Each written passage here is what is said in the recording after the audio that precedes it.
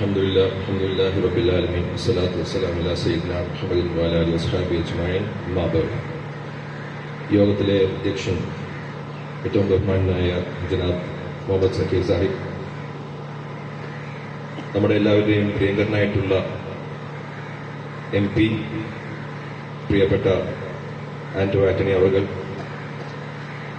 പ്രിയങ്കരനായിട്ടുള്ള നമ്മുടെ MLA ബഹുമാനനായ Sebastian അവർകൾ, ഈ വേദിയിൽ സന്നിഹിതരായിട്ടുള്ള നദീർ ഉസ്താദും അസീസ് ബഡായിൽ സാഹിബ് ഉൾപ്പെടെയുള്ള വിശിഷ്ട വ്യക്തിത്വങ്ങളെ, ബഹുമാന്യരായ ഉസ്താദുമാരെ, പണ്ഡിതന്മാരെ, പ്രിയപ്പെട്ട സഹോദരങ്ങളെ, ഇവിടെ നമ്മുടെ പ്രിയങ്കരനായിട്ടുള്ള MP ശ്രീ ആന്റോ ആന്റണി, ഞങ്ങളെല്ലാവരും സംബന്ധിച്ചോളം, പ്രത്യേകിച്ച് പാർലമെന്റിൽ പുതുമുഖങ്ങളായിട്ടുള്ള ഞങ്ങൾ കുറച്ചുപേരെ സംബന്ധിച്ചോളം അദ്ദേഹമാണ് ഒരു ആശ്രയ കേന്ദ്രം എന്ന് പറയുന്നത്. എന്താണെന്നറിയാതെ നമ്മൾ പാർലമെന്റ് അകത്തേക്ക് കയറി ചെല്ലുമ്പോൾ കൈപിടിച്ച് നമ്മളെ കൊണ്ടുപോകാനുള്ള ചുരുക്കം ചില സീനിയർ പാർലമെന്റിൽ ഒരാളാണ് അദ്ദേഹം. UDF-നെ സംബന്ധിച്ച് UDF ഏകോപനം നടക്കുന്നത് അദ്ദേഹവും അദ്ദേഹത്തിന്റെ ഓഫീസും അദ്ദേഹത്തിന്റെ വസതിയിലുമാണ്. UDF-ന്റെ യോഗങ്ങൾ ഉണ്ടാകുമ്പോൾ അത് മുൻകൂട്ടി വിളിച്ചറിയിച്ച്, ജൂനിയർ മെമ്പർമാരായ നമ്മളെപ്പോലും അദ്ദേഹം തന്നെ വിളിച്ചറിയിച്ച് UDF-ന്റെ ഏകോപനമെല്ലാം പാർലമെന്റിൽ സാധ്യമാക്കുന്ന ഒരു വ്യക്തി അദ്ദേഹമാണ്. അദ്ദേഹവും അദ്ദേഹത്തിന്റെ കുടുംബവുമാണ് ഞങ്ങൾക്ക് ഭക്ഷണം തന്നും യോഗശേഷം വളരെ സന്തോഷകരമായിട്ട് ഞങ്ങളെല്ലാവരെയും പിരിച്ചുവിടുന്നു. അദ്ദേഹത്തിന്റെ മണ്ഡലത്തിൽ വന്ന് ഇങ്ങനെ ഒരു പരിപാടിയിൽ പങ്കെടുക്കുമ്പോൾ എനിക്ക് എന്തെന്നില്ലാത്ത ഒരു സന്തോഷമുണ്ട്. അദ്ദേഹം എന്നെക്കുറിച്ച് നല്ല വാക്കുകൾ പറഞ്ഞു. നല്ല വാക്കുകൾ പറയുക എന്നുള്ളത് ഒരു ആതിഥേയന്റെ കടമയാണ്. അതിനകത്ത് പകുതി മാത്രം നിങ്ങൾ ശരിയാണെന്ന് വെച്ചെടുത്താൽ മതി. പകുതി അദ്ദേഹം എന്നെ സന്തോഷിപ്പിക്കാൻ വേണ്ടി പറഞ്ഞതുമായിരിക്കാം. അദ്ദേഹത്തിന് എന്തോ വലിയ സ്ഥാനം വന്നാൻ പോകുന്നു എന്ന് ബഹുമാനപ്പെട്ട സക്കീർ സാഹിബ് പറഞ്ഞു. ഞങ്ങൾ അതിനു വേണ്ടിയിട്ട് പ്രാർത്ഥിക്കുകയും ചെയ്യും. ഞങ്ങളുടെ ഭാഷയിൽ ഞങ്ങൾ ദുആ ചെയ്യുന്നു, അത് ശരിയാകട്ടെ എന്ന് ഞങ്ങൾ ദുആ ചെയ്യും. ഇപ്പൊ ബഹുമാനപ്പെട്ട ആന്റോ ആന്റണി ഇവിടെ പറഞ്ഞതുപോലെ, കഴിഞ്ഞ തെരഞ്ഞെടുപ്പിൽ ഉത്തർപ്രദേശിലും മഹാരാഷ്ട്രയിലും കാര്യമായിട്ട് BJP പ്രവർത്തിച്ചില്ല, അല്ലെങ്കിൽ അവിടെ വോട്ടിംഗ് മെഷീനെ കുറിച്ചുള്ള കാര്യങ്ങളൊന്നും വലിയ കാര്യമായിട്ട് അവരതിനകത്തേക്ക് വലിയ കാര്യമായിട്ട് അവരുടെ കോൺസെൻട്രേഷൻ പോയില്ല. അതിന്റെ കാരണം എന്ന് പറയുന്നത് അവിടെയെല്ലാം അവർ തൂത്തുവാരും എന്നുള്ള പ്രവചനങ്ങളായിരുന്നു. പാർലമെന്റിന്റെ വളരെ അടുത്ത് തന്നെ, തൊട്ടടുത്ത് തന്നെ ജുമാ മസ്ജിദ്, നമ്മൾ പാർലമെന്റ് ജുമാ മസ്ജിദ് എന്നാ പറയുന്നത്. അവിടെ ഒരു ഇമാമുണ്ട്, അദ്ദേഹത്തിന്റെ പേര് മൊഹിബുള്ള എന്നാണ്. ഏകദേശം 45 വയസ്സുള്ള ഒരു ചെറുപ്പക്കാരനാണ്. ഈ ചെറുപ്പക്കാരനായിട്ടുള്ള ഇമാമ് പാർലമെന്റ് തെരഞ്ഞെടുപ്പിന്റെ ഒരു 2 മാസം മുമ്പ് ഞങ്ങളെടുത്ത് പറഞ്ഞു, സമാജ്വാദി പാർട്ടി നേതാവ് അഖിലേഷ് യാദവ് എന്നെ കാണാൻ വിളിച്ചിട്ടുണ്ട്, ഞാൻ അടുത്ത ആഴ്ച ലക്നൌവിൽ പോയി അദ്ദേഹത്തിനെ കാണുമെന്ന് പറഞ്ഞു. അങ്ങനെ കണ്ടു. പിന്നെ വന്നിട്ട് പറഞ്ഞു, അഖിലേഷ് യാദവിന്റെ അടുത്ത് ചോദിച്ചു, നിങ്ങളെ പോലത്തെ ആളുകളെയാണ് ഞങ്ങൾക്ക് മത്സരിപ്പിക്കാൻ താല്പര്യം, നിങ്ങൾക്ക് മത്സരിക്കാൻ താല്പര്യമുണ്ടോ എന്ന് ചോദിച്ചു. ഈ പറഞ്ഞ ഞങ്ങൾ വിശ്വസിച്ചേയില്ല. കാരണം വെച്ചാൽ അവിടുത്തെ ആളുകൾ എന്ന് പറയുന്നത് വലിയ രീതിയിലുള്ള ഗുണ്ടുപൊട്ടിക്കുന്ന ആൾക്കാരാണ്. കാരണം ഒരു രാഷ്ട്രീയ പാരമ്പര്യമില്ലാത്ത ഒരാളുടെ അടുത്ത് അഖിലേഷ് യാദവ് എന്ന് പറയുന്ന വലിയ രീതിയിലുള്ള ഒരു നേതാവ് ചോദിക്കുകയാണ്, നിങ്ങൾക്ക് മത്സരിക്കാൻ താല്പര്യമുണ്ട്. അവിടെ ആരും സീറ്റിന് വേണ്ടി ഓടാത്ത പോലെ. ഇത് ഓരോ ആഴ്ച കാണുമ്പോഴും അദ്ദേഹം ഇങ്ങനെ പറയും, അദ്ദേഹത്തിന്റെ മൊബൈൽ ഫോണിൽ ഫോട്ടോ കാണിക്കും. ഞാൻ സമാജ്വാദി പാർട്ടിയുടെ ഓഫീസിൽ പോയി അദ്ദേഹത്തിന് വേണ്ടിയിട്ട് അദ്ദേഹത്തിന് ബൊക്കെ കൊടുക്കുന്നതും ഞാനുമായിട്ട് സംസാരിക്കുന്നതും എല്ലാം അദ്ദേഹത്തിന്റെ മൊബൈലിൽ ഫോട്ടോ കാണിക്കുകയാണ്. അങ്ങനെ ഇരിക്കെ റമദാൻ മാസത്തില് ഒരു അത്താഴത്തിന് വേണ്ടി എഴുന്നേറ്റപ്പോൾ അദ്ദേഹത്തിന്റെ ഒരു വോയിസ് മെസ്സേജ് എന്റെ ഫോണിലുണ്ട്. അപ്പൊ അദ്ദേഹം ഇടയ്ക്കിടയ്ക്ക് ഇങ്ങനെ പറയുന്നതിന് ഒരു കാരണം എന്ന് പറയുന്നത്, ആ പാർലമെന്റിലെ പള്ളി പുതുക്കി പണിതത് നമ്മുടെ യൂസഫ് അലിയാണ്.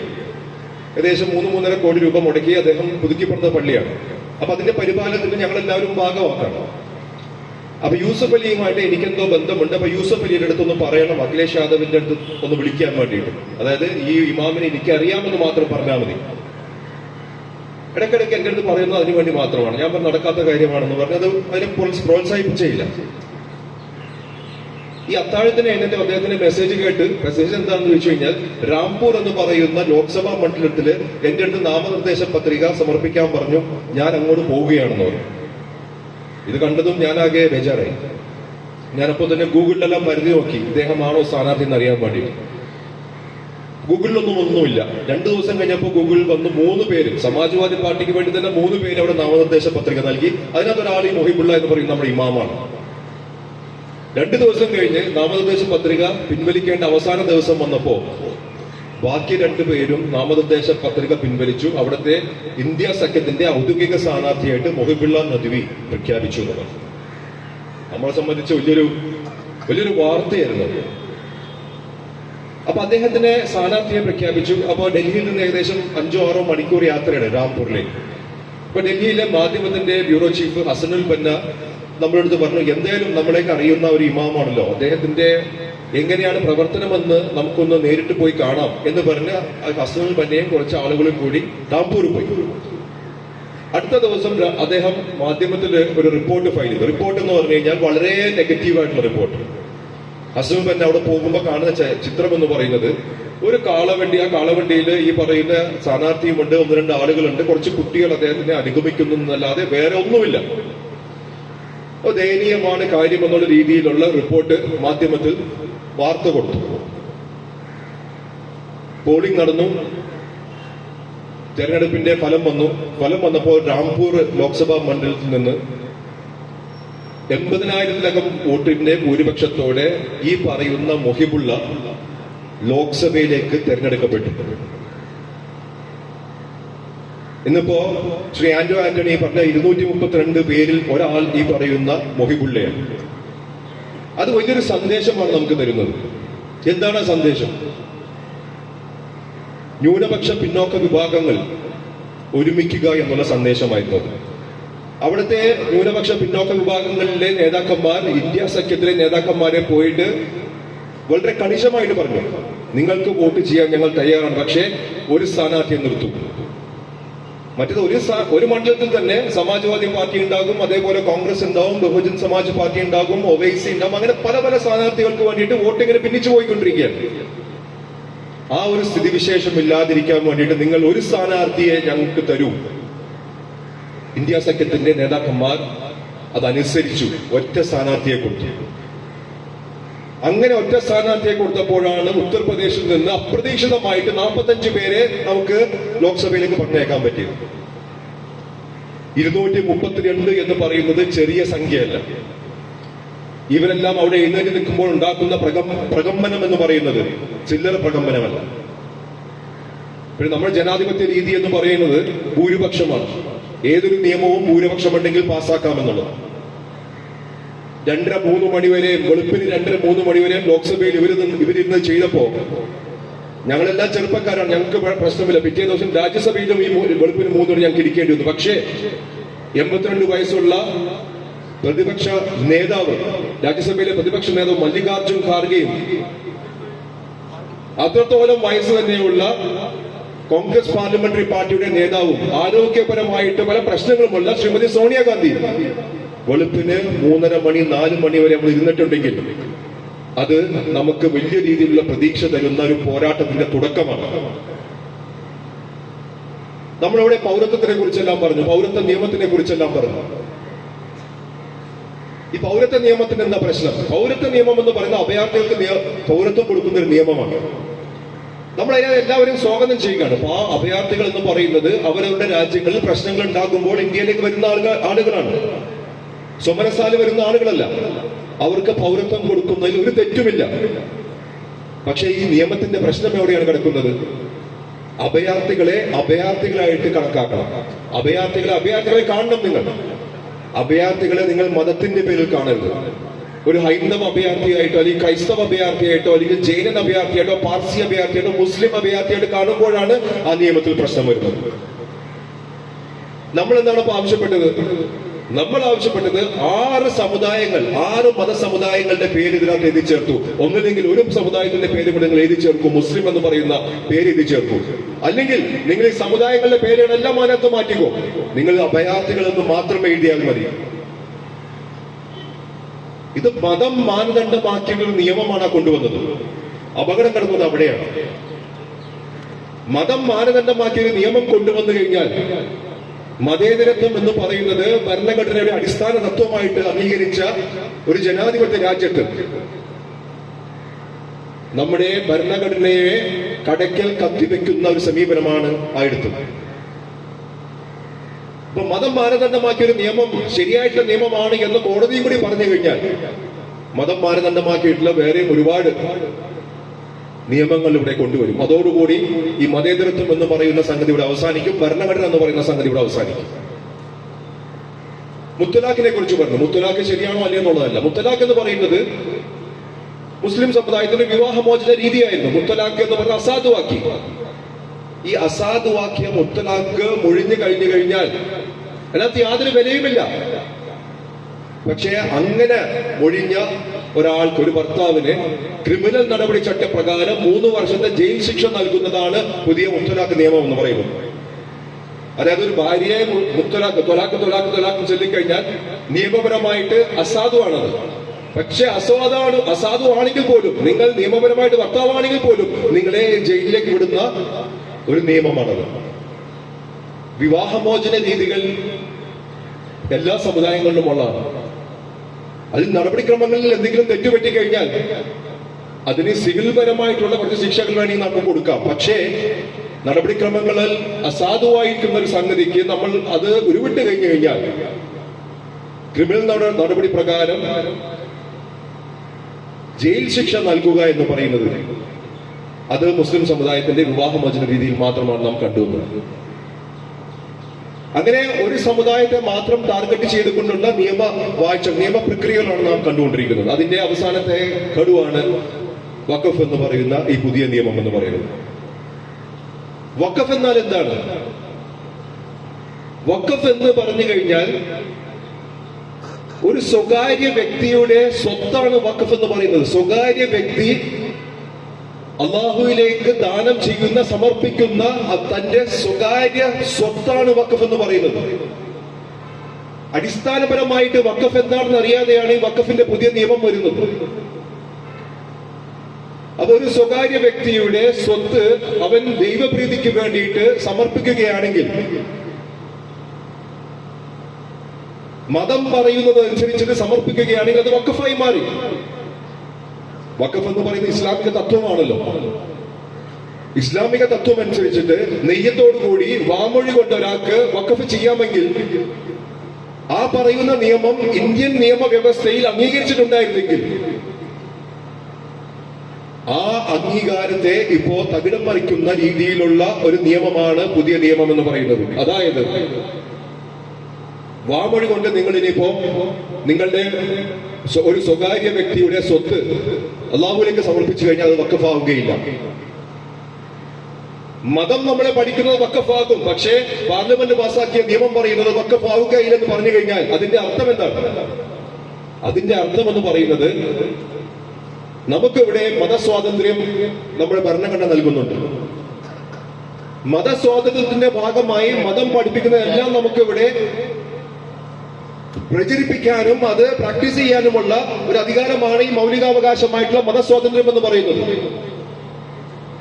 ആ മതസ്വാതന്ത്ര്യത്തിന്റെ ഭാഗമായിട്ട് വാമൊഴി കൊണ്ട് നെയ്യത്തോടു കൂടി ഒരാൾക്ക് സമർപ്പിച്ചു കഴിഞ്ഞാൽ വഖഫാവുമെങ്കിൽ പാർലമെന്റ് പാസാക്കിയ നിയമത്തിൽ അത് വഖഫല്ല എന്ന് പറയുകയാണെങ്കിൽ അതിന്റെ അർത്ഥം എന്ന് പറയുന്നത് ഇസ്ലാമിക നിയമം എന്ന് പറഞ്ഞു കഴിഞ്ഞാലും ഞങ്ങളുടെ നിയമമായിട്ട് മുന്നോട്ട് പോകും, അത് നിങ്ങൾ പാലിക്കണമെന്ന് പറഞ്ഞു കഴിഞ്ഞാൽ ഇസ്ലാമിക നിയമത്തിന് വിരുദ്ധമായിട്ടുള്ള ഒരു നിയമമാണ് വഖഫിന്റെ അടിസ്ഥാനം എന്ന് ഞാൻ പറയും. അങ്ങനെയാണെങ്കിൽ അത് ഭരണഘടനയുടെ ആർട്ടിക്കിൾ 25 നഗ്നമായിട്ടുള്ള ലംഘനമാണ്. ആ ഒറ്റ കാരണം കൊണ്ട് തന്നെ, അടിസ്ഥാനപരമായിട്ട് അത് തെറ്റാണെന്നുള്ള ഒറ്റ കാരണം കൊണ്ട് തന്നെ ഈ വഖഫ് ഭേദഗതി നിയമം ഇല്ലാതെയാക്കും, അസാധുവാക്കാം.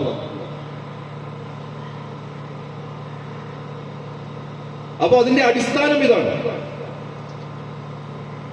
ഇവിടെ നമ്മൾക്ക് ഈ പറയുന്ന സമൂഹ മാധ്യമങ്ങളും അല്ലാത്ത മാധ്യമങ്ങളും പറഞ്ഞു നടക്കുന്നത് എന്താണ്?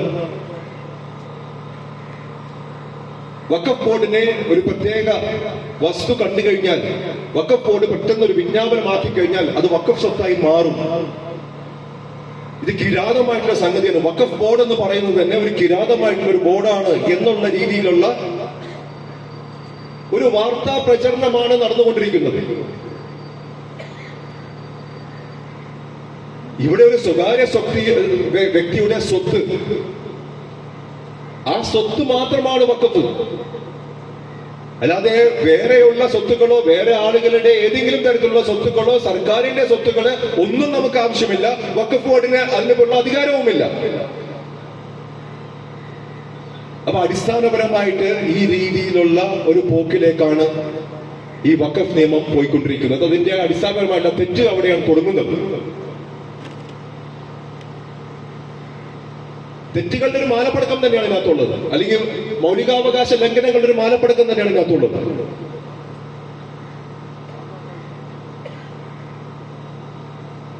അടിസ്ഥാനപരമായ വഖഫ് അല്ലാത്ത, വഖഫ് ആണെന്ന് പറയുന്നത് അല്ല എന്ന് പറയുക. അപ്പൊ ഇതിന്റെ ഈ വാമൊഴി കൊണ്ട് തന്നെ ഉള്ള വഖഫ് ആയതുകൊണ്ട് തന്നെ പഴയ വഖഫുകൾക്കൊന്നും ചിലപ്പോ രേഖകൾ ഉണ്ടാവുകയില്ല. അങ്ങനെ രേഖകളില്ലാത്ത വഖഫിനെയും ഇന്ത്യൻ നിയമം അംഗീകരിച്ചിരുന്നു.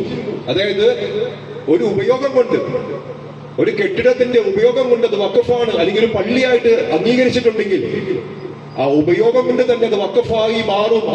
അങ്ങനത്തെ ഉപയോഗം കൊണ്ട് വഖഫായ സ്ഥാപനങ്ങൾ വഖഫ് രജിസ്റ്റർ ചെയ്യാനുള്ള ഒരു നിയമം ഇന്ത്യൻ വഖഫ് നിയമത്തിൽ അംഗീകരിച്ചിരുന്നു.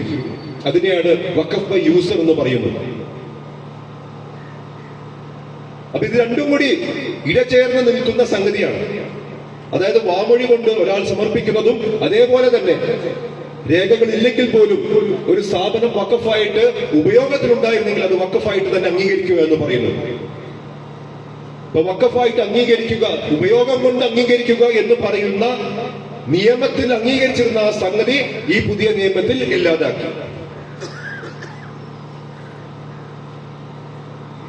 അപ്പൊ അതിനവർ പറയുന്നത് എന്താന്ന് ചോദിച്ചു കഴിഞ്ഞാൽ, പുതിയ നിയമത്തിൽ വന്നത് എന്താന്ന് ചോദിച്ചു കഴിഞ്ഞാൽ, ഇതുപോലെ ഉപയോഗം കൊണ്ട് വഖഫായിരിക്കുന്ന സ്ഥാപനങ്ങൾ നിങ്ങൾ വഖഫ് ബോർഡിൽ രജിസ്റ്റർ ചെയ്തിട്ടുണ്ടെങ്കിൽ അത് ഞങ്ങൾ സംരക്ഷിക്കും, അത് വഖഫ് അല്ലാതെ ആവുകയില്ല. അത്രമാത്രം ഓക്കെ. പക്ഷേ അതിന്റെ കൂടെ പറയുന്നത് എന്താണ്? എന്തെങ്കിലും തർക്കം ആരെങ്കിലും ഉന്നയിച്ചിട്ടുണ്ടെങ്കിൽ, അല്ലെങ്കിൽ ഇത് സർക്കാരിന്റെ വസ്തു കയ്യേറിയിട്ടുള്ളൊരു വസ്തുവാണെങ്കിൽ, ഈ രണ്ട് സംഗതി ഉണ്ടെങ്കിൽ ഞങ്ങൾ ഇതിനെ അംഗീകരിക്കില്ല. അപ്പൊ ഒരു ഭാഗത്ത് നിങ്ങൾ പറയുന്നു ഞങ്ങൾ ഈ പറയുന്ന ഉപയോഗം കൊണ്ട് വഖഫായിട്ടുള്ള കാര്യങ്ങൾ ഞങ്ങൾ സംരക്ഷിക്കും, പക്ഷേ തർക്കമുണ്ടെങ്കിൽ ഞങ്ങൾ സംരക്ഷിക്കില്ല. സർക്കാരിന്റെ സ്ഥലം കയ്യേറിയിട്ടുള്ള ഒരു വസ്തുവാണെങ്കിൽ ഞങ്ങൾ അംഗീകരിക്കില്ല. അപ്പൊ അതിന്റെ അർത്ഥം എന്താണ്? ഇനിയിപ്പോ എന്താണ് തർക്കം എന്നുള്ളതാണ്. ഞാൻ ഈ പറഞ്ഞ പാർലമെന്റിന്റെ എതിർവശത്തുള്ള ഒരു പള്ളി ഞാൻ പറഞ്ഞത്, മൊഹിബുള്ള നദ്വി ഇപ്പൊ MP ആണ്, അദ്ദേഹം ഇമാമായിട്ടുള്ള പള്ളി. ആ പള്ളി എന്ന് പറയുന്നത് പുതിയ പാർലമെന്റ് മന്ദിരത്തിന്റെ ഗേറ്റുമായിട്ട് ഏകദേശം ഒരു 20 മീറ്റർ മാത്രമേ ദൂരമുള്ളൂ. അത്രക്ക് അടുത്താണ് ഈ പള്ളി. ഈ പള്ളി 300-400 കൊല്ലം പഴക്കമുള്ളൊരു പള്ളിയാണ്. ഞാൻ പറഞ്ഞില്ലേ, ഇപ്പൊ ഈ അടുത്താണ് യൂസഫ് അലി അത് പുതുക്കി പണിതത്. ഈ പള്ളിക്ക് പറയുന്ന പോലെ രേഖകളൊന്നും ഉണ്ടാവില്ല. ഉപയോഗം കൊണ്ട് വഖഫായിട്ടുള്ള പള്ളിയായിരിക്കാം അത്. ഈ പുതിയ നിയമം അനുസരിച്ച് ആരെങ്കിലും തർക്കം ഉന്നയിക്കുകയാണ് നമ്മൾ വിചാരിക്കുക. ഈ തർക്കം ഉന്നയിക്കുന്നത് ആരുടെ മുമ്പിലാണ്? ഒരു ഗവൺമെന്റ് ഉദ്യോഗസ്ഥന് മുമ്പിലാണ് തർക്കം ഉന്നയിക്കേണ്ടത്. ഈ ഗവൺമെന്റ് ഉദ്യോഗസ്ഥന് ഈ തർക്കം ഉന്നയിച്ചതിൽ എന്തെങ്കിലും കാമ്പ് ഉണ്ടെന്ന് തോന്നിക്കഴിഞ്ഞു കഴിഞ്ഞാൽ, അദ്ദേഹത്തിനും ഒന്ന് പ്രഥമ ദൃഷ്ട്യാ ബോധ്യം വന്നു കഴിഞ്ഞാൽ, ആ തർക്കമുണ്ട് എന്ന് അദ്ദേഹത്തിന് തോന്നിക്കഴിഞ്ഞാൽ ആ നിമിഷം അത് വഖഫ് സ്വത്തല്ലാതായി മാറുകയാണ്. ഇതിനെതിരെ ആരെങ്കിലും ഒരാൾ പരാതി കൊടുക്കുകയും ആ പരാതിയിൽ പ്രഥമ ദൃഷ്ട്യാ എന്തെങ്കിലും ഒരു സംഗതിയുണ്ട് എന്ന് സർക്കാർ ഉദ്യോഗസ്ഥൻ തോന്നിക്കഴിഞ്ഞാൽ മതി, ആ നിമിഷം അത് വഖഫ് സ്വത്തല്ലാതായി മാറും. അത് സർക്കാരിന്റെ സ്വത്തായി മാറുകയാണ്. അവിടെ ഒരു നോട്ടീസ് നമുക്ക് കാണാൻ പറ്റും. ഈ പറയുന്ന കെട്ടിടം ഇത് വഖഫ് സ്വത്തല്ല എന്നുള്ളൊരു നോട്ടീസ് അവിടെ പതിക്കും. അപ്പൊ സർക്കാരാണ് പരാതിക്കാരൻ. സർക്കാർ പറയുകയാണ് ഈ പറയുന്ന കെട്ടിടം സർക്കാർ ഭൂമിയിലാണെന്ന് ഞങ്ങൾ തർക്കം ഉന്നയിക്കുകയാണ്. സർക്കാർ ആരുടെ മുമ്പിലാണ് തർക്കം ഉന്നയിക്കേണ്ടത്? ഒരു സർക്കാരിന്റെ തന്നെ ഉദ്യോഗസ്ഥന്റെ മുമ്പിൽ. സർക്കാരിന്റെ ഉദ്യോഗസ്ഥൻ എന്നിട്ട് എന്ത് ചെയ്യണം? ഞങ്ങൾക്കും എനിക്കും ബോധ്യം തോന്നുന്നുണ്ട് ഇത് ഒരു തർക്കഭൂമിയാണെന്ന് തോന്നിക്കഴിഞ്ഞു കഴിഞ്ഞാൽ, അയാൾക്ക് തർക്കമുണ്ടെന്ന് തോന്നിക്കഴിഞ്ഞു കഴിഞ്ഞാൽ അത് വഖഫ് അല്ലാണ്ടായി മാറുകയാണ്. സാധാരണ നമ്മൾ കോടതിയിൽ പോകുമ്പോ ഇങ്ങനെന്തെങ്കിലും തർക്കമുണ്ടെങ്കിൽ കോടതിയുടെ അന്തിമ വിധി വരണ വരെയും ഒരു സ്റ്റാറ്റസ് കോ നിലനിർത്തും. ആരാണ് അതിനുള്ളിൽ വസിക്കുന്നത്, അത് ഏത് രീതിയിലുള്ള ഒരു വസ്തുവാണ്, ആ വസ്തു അതേപോലെ നിലനിൽക്കണം എന്നുള്ള ഒരു ഉത്തരവാണ് കോടതി ചെയ്യാറ്. എന്നിട്ട് പിന്നെ കോടതിയും തെളിവുകളുടെ അടിസ്ഥാനത്തിൽ വർഷങ്ങൾക്ക് ശേഷം ഒരു വിധി പറയുന്നത് വരെ ആ തൽസ്ഥിതി നിലനിൽക്കും. അതിനെയാണ് സ്റ്റാറ്റസ് കോ എന്ന് പറയുന്നത്. ഇവിടെ നേരെ തിരിച്ചാണ്. ആരെങ്കിലും തർക്കം ഉന്നയിച്ചു കഴിഞ്ഞാൽ അപ്പോൾ തന്നെ സ്റ്റാറ്റസ് കോ പോയി അത് അവിടെ വഖഫ് അല്ലാതായി മാറുകയാണ്. വർഷങ്ങളായിട്ട് 300 വർഷമായിട്ടുള്ള പള്ളിയുടെ കാര്യം ഞാൻ പറയുന്നു.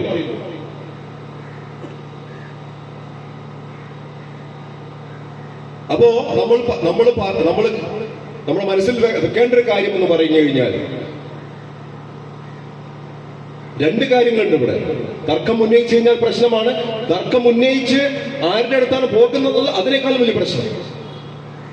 ഇവിടെ പരാതിക്കാരനും ഒരു കൂട്ടർ തന്നെ, പരാതി കേൾക്കുന്ന ആൾക്കാർ ആ കൂട്ടരുടെ ആൾക്കാർ തന്നെ, വിധി പറയുന്ന ആളും ആ ആൾക്കാർ കൂട്ടർ തന്നെ.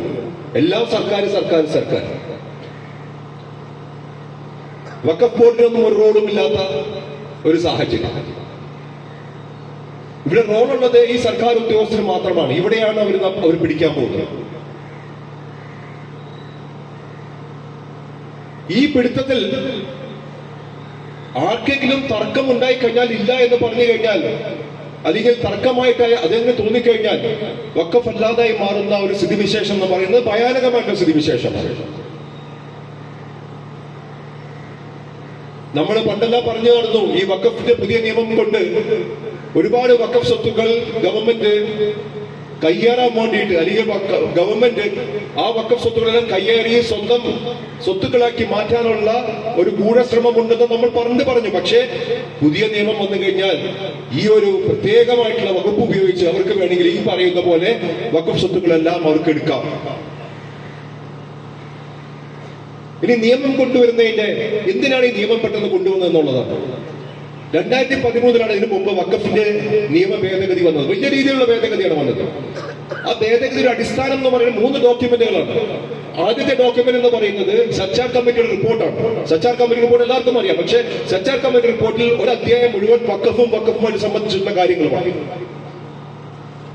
അതില് സച്ചാർ വളരെ വിശദമായിട്ട് പറയുന്നുണ്ട്. ഒരുപാട് വഖഫ് സ്വത്തുക്കൾ അന്യാധീനം പോയിപ്പെട്ടിട്ടുണ്ട്. അപ്പോൾ ആ വഖഫ് സ്വത്തുക്കളെല്ലാം തിരിച്ചു പിടിക്കാൻ വേണ്ടിയിട്ട് ഇപ്പോഴത്തെ വഖഫ് നിയമത്തിൽ കുറച്ച് ഭേദഗതികൾ വേണം, ശക്തമായിട്ടൊരു വഖഫ് നിയമം ആവശ്യമുണ്ടെന്നുള്ളത്. എന്നിട്ട് ആ സച്ചാർ കമ്മിറ്റി റിപ്പോർട്ടിന് അലക്ഷറായിട്ട് 1970 അന്നത്തെ പ്രധാനമന്ത്രിയുള്ള ഇന്ദിരാഗാന്ധി എല്ലാ സംസ്ഥാന സർക്കാരുകൾക്കും എഴുതിയ ഒരു കത്ത് വെച്ചിട്ടുണ്ട്. ആ കത്തിൽ ഇന്ദിരാഗാന്ധി വളരെ വ്യക്തമായിട്ട് പറയുന്നുണ്ട്, സർക്കാരുകളും സർക്കാരിതര സ്ഥാപനങ്ങളും ഒരുപാട് വഖഫ് ഭൂമികൾ ഇതുപോലെ കയ്യേറിയിട്ടുണ്ട്. നിങ്ങൾ ഇന്ന ഡേറ്റിനുള്ളിൽ ഈ പറയുന്ന സ്വത്തുക്കളെല്ലാം വഖഫ് ബോർഡിന് തിരിച്ചു കൊടുക്കുക. അങ്ങനെ തിരിച്ചു കൊടുക്കാൻ പറ്റാത്തതാണെങ്കിൽ അതിന്റെ മൂല്യം വഖഫ് ബോർഡിൽ കെട്ടുക എന്ന് ഇന്ത്യയുടെ പ്രധാനമന്ത്രിയായിട്ട് ഇന്ദിരാഗാന്ധി 1970 പറഞ്ഞിട്ടുണ്ട്. അപ്പൊ അന്ന് പറഞ്ഞതിന്റെ കാരണം 2006 സച്ചാർ കമ്മിറ്റി പറയുന്നു, ഈ പറയുന്ന അതിക്രമിച്ചിരിക്കുന്ന കയ്യേറിയിരിക്കുന്ന സർക്കാരും അതേപോലെ പ്രൈവറ്റ് സ്ഥാപനവും കയ്യേറിയിരിക്കുന്ന വഖഫ് ഭൂമികൾ തിരിച്ചു പിടിക്കാനുള്ള ഒരു ശക്തമായിട്ട് നിയമമില്ല എന്നുള്ളതാണ്. ഇന്നത്തെ നിയമത്തിൽ നേരെ തിരിച്ചാണ് വരുന്നത്.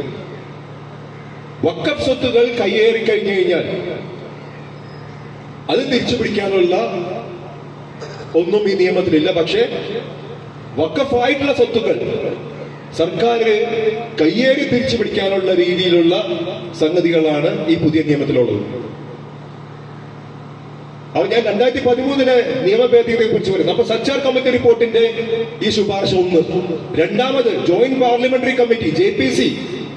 നമ്മളിപ്പോ JPC ഇവിടെ കണ്ടു. ഇവിടെ JPC വന്നത് നിയമം ബില്ല് പാർലമെന്റിൽ അവതരിപ്പിച്ചതിന് ശേഷമാണ് ഇവിടെ JPC വന്നത്. അന്ന് JPC വന്നത് ഈ സച്ചാർ കമ്മിറ്റി റിപ്പോർട്ടിന് ശേഷം ബില്ലിന് മുമ്പ് തന്നെ, അതായത് നിയമം വരുന്നതിന് മുമ്പ് തന്നെ ഒരു JPC അവിടെ ഉണ്ടാക്കി. JPC എന്ന് പറയുന്നത് ഭരണപക്ഷവും പ്രതിപക്ഷവും കൂടിയിട്ടുള്ള ഒരു കമ്മിറ്റിയാണ്. 30 പേരുണ്ടാവും ആ കമ്മിറ്റിയിൽ. ഈ കമ്മിറ്റി ഇന്ത്യയിലുടനീളം യാത്ര ചെയ്ത് ഇതുമായിട്ട് ബന്ധപ്പെട്ട് എല്ലാവരുമായിട്ട് ചർച്ച ചെയ്തതിന് ശേഷം ഒരു റിപ്പോർട്ട് കൊടുത്തു. ആ റിപ്പോർട്ടിലും അവര് വളരെ വ്യക്തമായിട്ട് പറഞ്ഞു, ഇതിനകത്ത് ഒരു ഭേദഗതിയുടെ ആവശ്യമുണ്ട്, മൊത്തത്തിലുള്ള അഴിച്ചുപണിയുടെ ആവശ്യമുണ്ട്, ഈ പറയുന്ന വഖഫ് സ്വത്തുക്കളെല്ലാം തിരിച്ചുപിടിക്കാൻ ശക്തമായിട്ടുള്ള ഒരു നിയമത്തിന്റെ ആവശ്യകതയുണ്ട്. അതിനുശേഷം അന്നത്തെ പ്രധാനമന്ത്രി ഡോക്ടർ മൻമോഹൻ സിംഗ് ഒരു ഹൈ ലെവൽ കമ്മിറ്റിയെ രൂപീകരിച്ചു.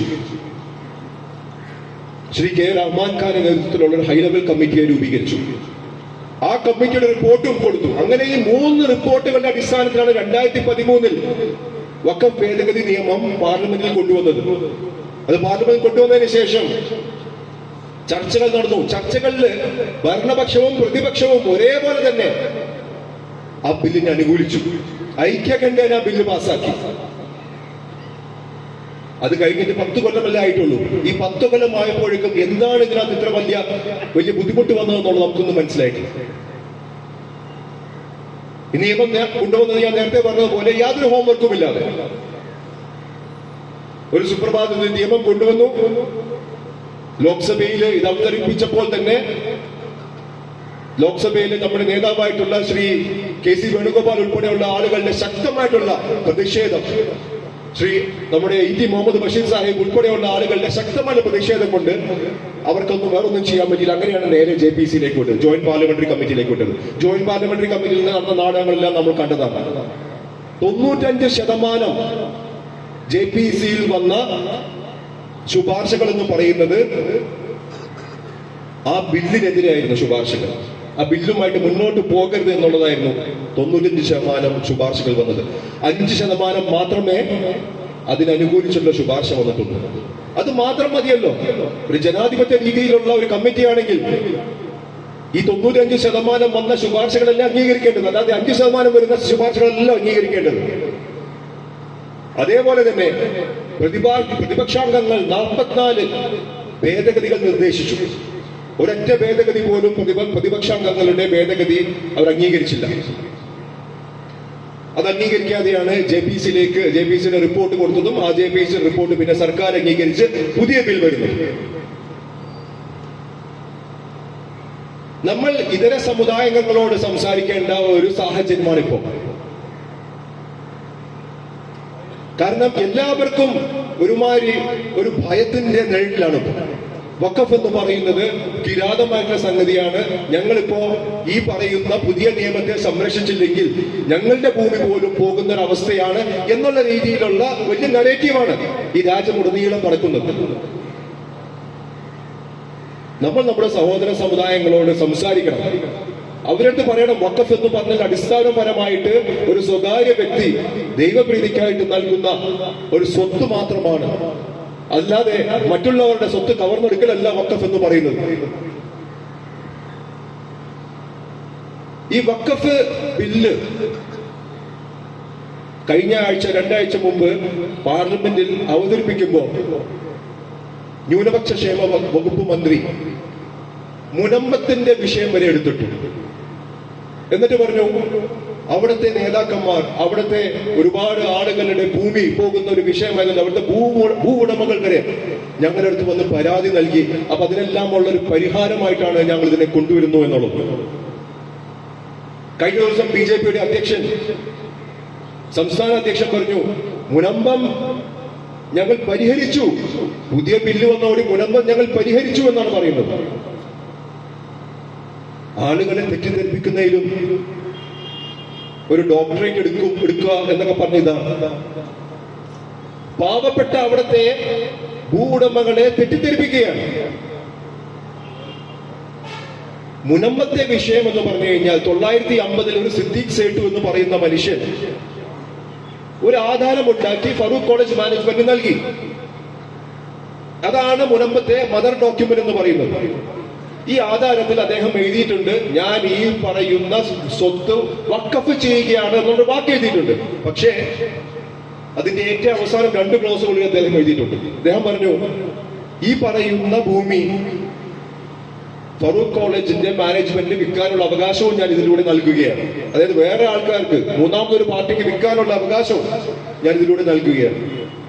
അവസാനത്തെ ക്ലോസ് പറയുന്നത്, ഏതെങ്കിലും ഭാവിയിൽ ഏതെങ്കിലും ഒരു സമയത്ത് ഫറൂഖ് കോളേജ് എന്ന് പറയുന്ന സ്ഥാപനം അതിന്റെ പ്രവർത്തനം നിൽക്കുകയാണെങ്കിൽ ഈ പറയുന്ന ഭൂമി എന്റെ കുടുംബത്തിന് തിരിച്ചു വരണം എന്നുള്ള 2 ക്ലോസുകൾ. അതാണ് ആധാരത്തിലുള്ള കാര്യം. വഖഫാണ്, ഞങ്ങൾ വഖഫ് ചെയ്യുകയാണെന്ന് എഴുതിയതിന് ശേഷം അദ്ദേഹം എഴുതിയ 2 ക്ലോസുകളാണ് ഇതിനകത്ത്. അതായത് ഫറൂഖ് കോളേജിനെ വേറെ ആൾക്കാർക്ക് വിൽക്കാം, ഈ ഫറൂഖ് കോളേജ് എന്തെങ്കിലും അത് നിൽക്കുകയാണെങ്കിൽ, അതിന്റെ പ്രവർത്തനം നിൽക്കുകയാണെങ്കിൽ ഈ പറയുന്ന സ്വത്ത് എനിക്ക് തിരിച്ചു നൽകണം, എന്റെ കുടുംബത്തിന് തിരിച്ചു നൽകണം. വഖഫിന്റെ അടിസ്ഥാനപരമായ നിയമം എന്ന് പറഞ്ഞു കഴിഞ്ഞാൽ, ഒരു പ്രാവശ്യം വഖഫ് ചെയ്തു കഴിഞ്ഞാൽ അത് എന്നേക്കുമുള്ള വഖഫാണ്. Once a waqf always a waqf എന്നുള്ളതാണ്.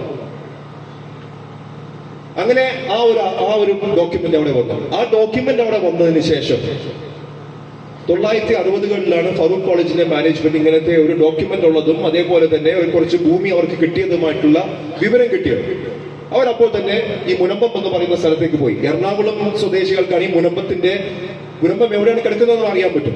ഇന്നിപ്പോ മുനമ്പത്തിലേക്ക് എത്താൻ ഗോശ്രീ പാലങ്ങളൊക്കെ ഉള്ളത് കാരണം പെട്ടെന്ന് എത്താം. അന്നെന്നൊക്കെ പറഞ്ഞു കഴിഞ്ഞാൽ ബോട്ട് വേണ്ടി വരും, വഞ്ചി വേണ്ടി വരും, പല അങ്ങനത്തെ സ്ഥലമായിരുന്നായിരിക്കാം ആ സമയത്ത് മുനമ്പം എന്ന് പറയുന്നത്. 1960കളിൽ ഫറൂഖ് കോളേജ് മാനേജ്മെന്റ് ഈ പറയുന്ന സ്ഥലത്തേക്ക് എത്തിക്കഴിഞ്ഞപ്പോഴേക്കും അവർ കാണുന്ന കാഴ്ച എന്ന് പറയാൻ, അവിടെ ഓൾറെഡി കുറെ ആളുകൾ താമസം നടത്തുന്നുണ്ട് എന്നുള്ളതാണ്. അവിടെ ഓൾറെഡി വസിക്കുന്നുണ്ട് ആളുകൾ.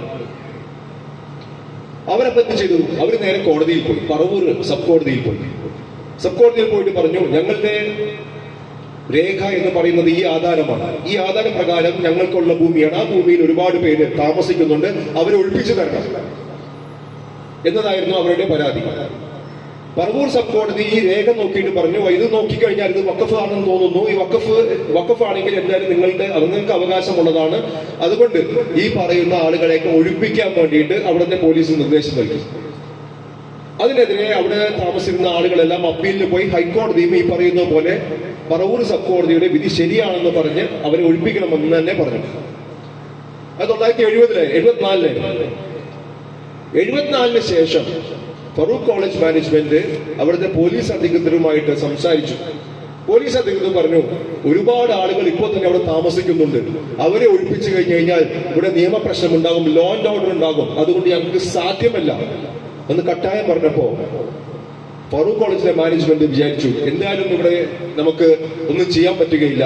നമ്മളുടെ ആധാരത്തിലാണെങ്കിൽ ഈ പറയുന്ന ഒരു ക്ലോസ് ഉണ്ട്, അതായത് ഇത് വിൽക്കാം എന്ന് പറയുന്ന ഒരു ക്ലോസ് ഉണ്ട്. ആ വിൽക്കാം എന്ന് പറയുന്ന ക്ലോസ് ഉപയോഗിച്ചിട്ട് ഇത് ആർക്കെങ്കിലും വിറ്റേക്കാം എന്നുള്ള തീരുമാനം അവർ 1970 എടുത്തു.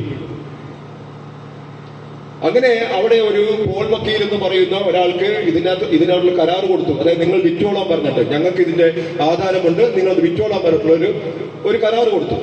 അങ്ങനെ ഈ പോൾ വക്കീല് 1980കളിൽ ഈ പറയുന്ന ആധാരം വെച്ചിട്ട് എല്ലാവർക്കും രജിസ്റ്റർ ചെയ്തു കൊടുത്തു. അതായത് പോൾ വക്കീലല്ല, ഫറൂഖ് കോളേജ് മാനേജ്മെന്റ് തന്നെ ഈ പറയുന്ന ആളുകൾക്കെല്ലാം രജിസ്റ്റർ ചെയ്തു കൊടുത്തു 1980കളിൽ. അപ്പൊ 80കൾ കഴിഞ്ഞു, 90കൾ കഴിഞ്ഞു, 2000 ആണ്ടിന്റെ അവസാനമായപ്പോ, 2009-10 ആയപ്പോ VSന്റെ സർക്കാർ ഭരിക്കുന്ന സമയത്ത് ഒരു കമ്മീഷനെ വെച്ചു. ഒരു റിട്ടയർഡ് ജില്ലാ ജഡ്ജി നിസാർ എന്ന് പറയുന്ന വ്യക്തിയെ കമ്മീഷനായിട്ട് വെച്ചു. ആ കമ്മീഷനെ കൊടുത്ത ഉത്തരവാദിത്തം എന്ന് പറയുന്ന ഒരുപാട് കാര്യങ്ങൾ നോക്കാൻ പറഞ്ഞു. അതിനകത്ത് ഒരു കാര്യം എന്ന് പറയുന്നത്, ഇവിടെ അന്യാധീനപ്പോയിൽപ്പെട്ട ഏതെങ്കിലും വഖഫ് ഭൂമി ഉണ്ടോ, അങ്ങനെ ഉണ്ടെങ്കിൽ അത് തിരിച്ചു പിടിക്കേണ്ടതാണോ എന്ന് നിങ്ങൾ ഈ കമ്മീഷന്റെ റിപ്പോർട്ട് വഴി ഞങ്ങൾക്ക് റിപ്പോർട്ട് തരണം എന്നുള്ളതായിരുന്നു ആ പറയുന്ന കമ്മീഷനുള്ള ഉത്തരവാദിത്വം. ഈ നിസാർ കമ്മീഷൻ എല്ലായിടത്തും പോയിട്ട് കുറെ കാര്യങ്ങളെല്ലാം നോക്കി അതിനുശേഷം റിപ്പോർട്ട് സമർപ്പിച്ചു. നിസാർ കമ്മീഷന്റെ റിപ്പോർട്ടിൽ വോളിയം നമ്പർ 24 ഈ പറയുന്ന അന്യാധീനപ്പെട്ടേക്കണ വഖഫ് സ്വത്തുക്കളെ കുറിച്ചിട്ടുള്ള ഒരു മുഴുവൻ അധ്യായം അദ്ദേഹം എഴുതി. അതിലാണ് 404 ഏക്കർ മുനമ്പത്ത് കിടക്കുന്ന ഭൂമി അത് വഖഫ് ഭൂമിയാണ്, അന്യാധീനപ്പെട്ട് കിടക്കുന്ന ഭൂമിയാണ്, കയ്യേറ്റമുള്ള ഭൂമിയാണ്, തിരിച്ചു പിടിക്കേണ്ടതാണ് എന്ന് പറഞ്ഞിട്ടുള്ള ഒരു റിപ്പോർട്ട് അദ്ദേഹം എഴുതി. ആ എഴുതിയ റിപ്പോർട്ട്, ആ കമ്മീഷന്റെ റിപ്പോർട്ട് ക്യാബിനറ്റിന്റെ മുമ്പിൽ വെച്ചു. ക്യാബിനറ്റ് അംഗീകരിക്കുകയും ചെയ്തു 2009-10 കാലഘട്ടത്തിൽ. അത് അംഗീകരിച്ചതിന് ശേഷവും ഒരു അനക്കവും ഉണ്ടായില്ല, അവിടെ തന്നെ കിടക്കുകയാണ്. 2014 ഏതൊരു പൊതു താല്പര്യ ഹർജിക്കാർ കേരള ഹൈക്കോടതിയിൽ ഒരു ഹർജി ഫയൽ ചെയ്തിട്ട് പറഞ്ഞു, ഒരു കമ്മീഷന്റെ റിപ്പോർട്ട്, സർക്കാർ തന്നെ സ്ഥാപിച്ച ഒരു കമ്മീഷൻ ഒരു റിപ്പോർട്ട് കൊടുത്തിട്ടുണ്ട്, ആ റിപ്പോർട്ടിന്മേൽ യാതൊരു നടപടിയും ഉണ്ടായിട്ടില്ല, അതുകൊണ്ട് ഈ റിപ്പോർട്ടിന്മേൽ ഒരു നടപടി ഉണ്ടാക്കണം എന്ന് പറഞ്ഞ് അവർ ഹൈക്കോടതിയിൽ സമീപിച്ചു, ഒരു പരാതി കൊടുത്തു. ഹൈക്കോടതി ഒരു വിധിന്യായം പ്രസ്താവിച്ചു. സർക്കാരിനോട് പറഞ്ഞു, നിങ്ങൾ തന്നെ നിയമിച്ച ഒരു കമ്മീഷൻ, നിങ്ങളുടെ തന്നെ കമ്മീഷന്റെ റിപ്പോർട്ട്, ആ റിപ്പോർട്ടും നിങ്ങൾ അംഗീകരിച്ചു, പിന്നെ എന്തുകൊണ്ട് എന്റെ ശുപാർശകൾ നിങ്ങൾ നടപ്പിലാക്കുന്നില്ല, നിങ്ങൾ ശുപാർശകൾ നടപ്പിലാക്കണമെന്ന് പറഞ്ഞു. അത് 2015 ഹൈക്കോടതി പറഞ്ഞു. എന്നിട്ടും അവിടെ ഒന്നും നടന്നില്ല. 2018 ആയപ്പോഴേക്കും ഈ പറയുന്ന വിധിന്യായം നടപ്പിലാക്കാത്തത് കൊണ്ട് കോടതി അലക്ഷ്യ ഹർജി ഫയൽ ചെയ്തു. ഈ കോടതി അലക്ഷ്യ ഹർജി ഫയൽ ചെയ്യുമ്പോൾ സാധാരണ രീതിയിൽ ഉദ്യോഗസ്ഥന്മാരെല്ലാം വളരെയധികം പേടിക്കും. അങ്ങനെ 2019 വഖഫ് ബോർഡ് ഈ പറയുന്ന ഭൂമി ഹൈക്കോടതിയുടെ നിർദ്ദേശപ്രകാരം, ആ കമ്മീഷന്റെ റിപ്പോർട്ടിൽ അങ്ങനെയാണെങ്കിൽ ഹൈക്കോടതി നിർദ്ദേശപ്രകാരം ഇത് വഖഫ് ഭൂമിയായിട്ട് വഖഫ് രജിസ്റ്ററിൽ രജിസ്റ്റർ ചെയ്തു. അപ്പോഴും അവിടെ പ്രശ്നമൊന്നും ഉണ്ടായില്ല. 2022 അവിടെ താമസിക്കുന്ന ആളുകൾ കരമടക്കാൻ പോയപ്പോ റവന്യൂ ഉദ്യോഗസ്ഥർ പറഞ്ഞു,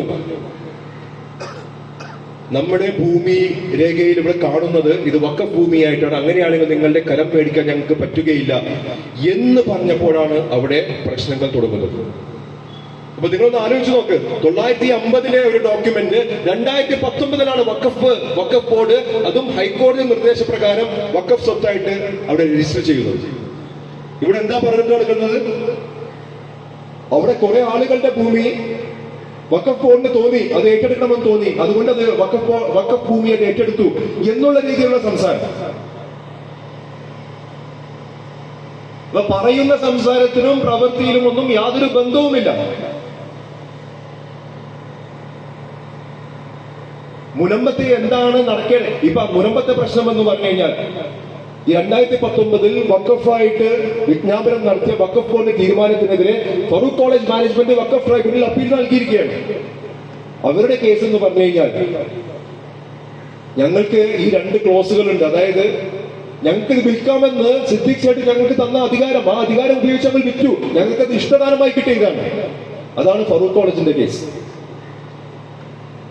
എന്നാൽ കേരള വഖഫ് ബോർഡിന്റെ കേസ് എന്താണ്? അത് വഖഫ് എന്ന് ആ ആധാരത്തിൽ എഴുതിയത് കൊണ്ട് അത് വഖഫ് തന്നെയാണ്. വഖഫ് ആണെങ്കിൽ വിൽപ്പന പറ്റില്ല, വിൽപ്പന അസാധുവാണ്. ഈ ഭൂമി തിരിച്ചു കിട്ടണമെന്നുള്ളതാണ് വഖഫ് ബോർഡിന്റെ വാദം. ഈ 2 വാദങ്ങളാണ് ഇപ്പോൾ വഖഫ് ട്രൈബ്യൂണലിൽ നടന്നുകൊണ്ടിരിക്കുന്നത്. വഖഫ് ട്രൈബ്യൂണലിന്റെ തീരുമാനം എന്തായിരുന്നാലും ആ തീരുമാനത്തിനെതിരെ അത് ഹൈക്കോടതിയിൽ അപ്പീൽ പോകാനുള്ള സ്വാതന്ത്ര്യം ഇരു കക്ഷികൾക്കുമുണ്ട്.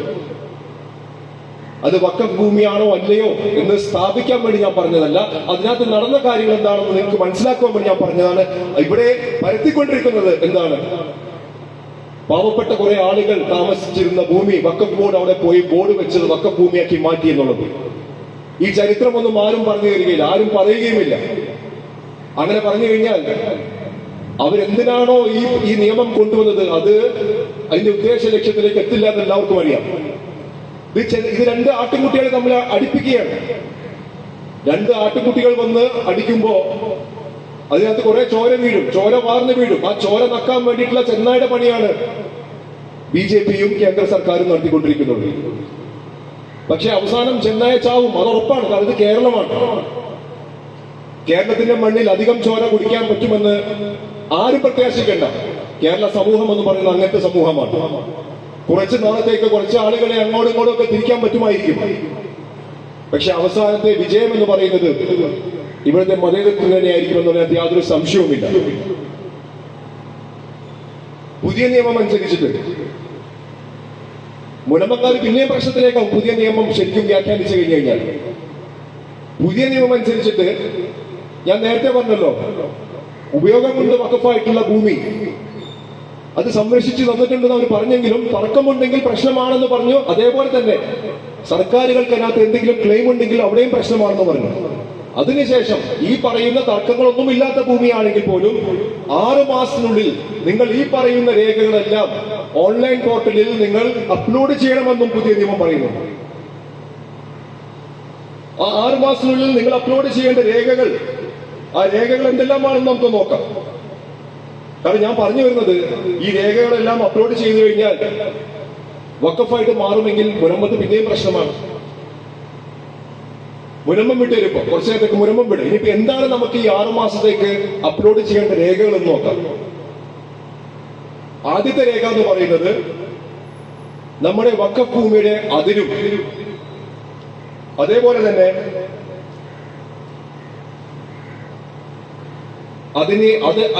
എന്തിനു വേണ്ടിയിട്ടാണ് ഉപയോഗമെന്നും ആരാണ് അത് ഉപയോഗിക്കുന്നത് എന്നുള്ള ഒരു ഡീറ്റെയിൽ ആണ് ആദ്യമായിട്ട് നമ്മൾ അപ്ലോഡ് ചെയ്യേണ്ടത്. അതിനുശേഷം ഈ വാക്കിഫ്, അതായത് വഖഫ് ആരാണ് അവിടെ ഉണ്ടാക്കിയത്, അയാളുടെ പേരും അഡ്രസ്സും, ഏത് രീതിയിലാണ് ആ വഖഫ് ഉണ്ടാക്കിയിരിക്കുന്നത്, എന്നാണ് വഖഫ് ഉണ്ടാക്കിയിരിക്കുന്നത്. ഈ 3 കാര്യങ്ങൾ വളരെ പ്രധാനപ്പെട്ടതാണ്. നിങ്ങൾ വഖഫ് ബോർഡിൽ രജിസ്റ്റർ ചെയ്ത വഖഫ് സ്വത്തുക്കളാണെങ്കിലും അല്ലെങ്കിലും ഈ പറയുന്ന 3 സംഗതികളും ഉറപ്പായിട്ട് നിങ്ങൾക്ക് വേണം. അടുത്തത് വഖഫിന്റെ രേഖ എന്താണെന്നുള്ളത്, വഖഫിന്റെ ആധാരം എന്താണെന്നുള്ളത്. അതിനകത്ത് പക്ഷെ ചെറിയൊരു സമാധാനം അവർ തന്നിരിക്കുന്നത്, അത് നിങ്ങളുടെ കയ്യിൽ ഉണ്ടെങ്കിൽ എന്നുള്ളതാണ്. വഖഫ് ഡീഡ് നിങ്ങളുടെ കയ്യിൽ ഉണ്ടെങ്കിൽ എന്നുള്ള ചെറിയൊരു ക്ലോസ് ഉണ്ട്. അപ്പൊ ഇല്ലെങ്കിലും പ്രശ്നമില്ല എന്നുള്ളൊരു ധ്വനിയാണ് ഈ നിയമം നമുക്ക് നൽകുന്നത്. ഉണ്ടെങ്കിൽ വളരെ നല്ലത്, ഇല്ലെങ്കിലും കുഴപ്പമില്ല എന്നുള്ള രീതിയിലാണ് ഈ നിയമം പറയുന്നത്. അതിനുശേഷം മുത്തവല്ലിയും മാനേജ്മെന്റുമാരാണ്. ഇവിടെ നിന്നുള്ള ഗ്രോസ് ആനുവൽ ഇൻകം എത്രയാണ്, വഖഫ് സ്വത്തുക്കൾ വേറെ എത്രയാണ്, പിന്നെ ഇവിടുന്ന് നമ്മൾ എത്ര ടാക്സ് പേ ചെയ്യുന്നുണ്ട്, ലാൻഡ് റവന്യൂ പേ ചെയ്യുന്നുണ്ട്, പിന്നെ എത്ര രൂപ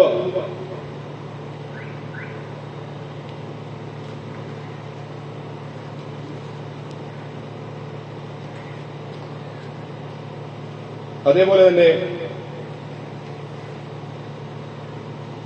ഇവിടുന്ന് നമുക്ക് എത്രമാത്രം ചെലവുകൾ ഈ പറയുന്ന വഖഫ് സ്ഥാപനത്തിൽ നാം വരുത്തുന്നുണ്ട്, പിന്നെ എത്രമാത്രം ശമ്പളം നമ്മൾ ഇവിടെ കൊടുക്കുന്നുണ്ട്, പിന്നെ എന്ത് ഉപയോഗത്തിന് വേണ്ടിയിട്ടാണ് നാം ഉപയോഗിക്കുന്നത്, അത് മതപരമായിട്ടുള്ള ഉപയോഗമാണോ, ചാരിറ്റിക്ക് വേണ്ടിയിട്ടാണോ, അല്ലെങ്കിൽ വേറെ ഏതെങ്കിലും ഉപയോഗത്തിന് വേണ്ടിയിട്ടാണോ, പിന്നെ ഏതെങ്കിലും കോടതി കേസുകൾ ഉണ്ടോ, ഉണ്ടെങ്കിൽ അതിന്റെ ഡീറ്റെയിൽസ്, ഇതെല്ലാം പറഞ്ഞു കഴിഞ്ഞിട്ട് അവസാനം വരുന്ന ഒരു കുരുക്ക് വേറെയുണ്ട്.